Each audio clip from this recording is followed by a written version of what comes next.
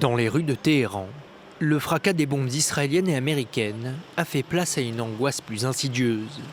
Avant le début de la guerre, la situation économique était déjà critique. Le pays est assommé par des décennies de sanctions.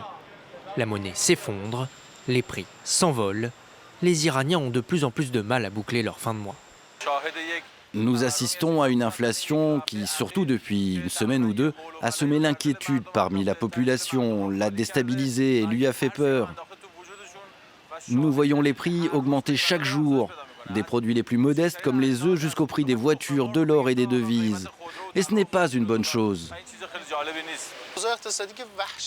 La situation économique est terriblement mauvaise. Cette guerre prendra certainement fin. Dans le scénario le plus optimiste, si nous repartons à zéro et parvenons à rattraper ce que nous avons perdu, et si nous sommes censés remporter une victoire économique après la guerre, cela pourrait nécessiter des années d'investissement.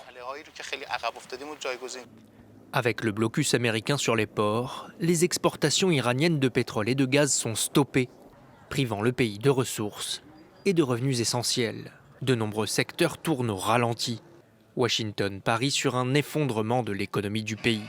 Le régime appelle sa population à faire bloc dans la guerre économique d'usure dans laquelle il est engagé contre les États-Unis. Il convient de soutenir les travailleurs productifs en donnant la priorité à la consommation de produits fabriqués à l'intérieur du pays. Les chefs d'entreprise, en particulier ceux dont les activités ont été affectées, devraient autant que possible éviter les licenciements et la réduction de leur main-d'œuvre, que ce soit dans les unités de production ou dans les services. Au contraire, chaque travailleur devrait être considéré comme une richesse pour l'entreprise ou l'institution concernée.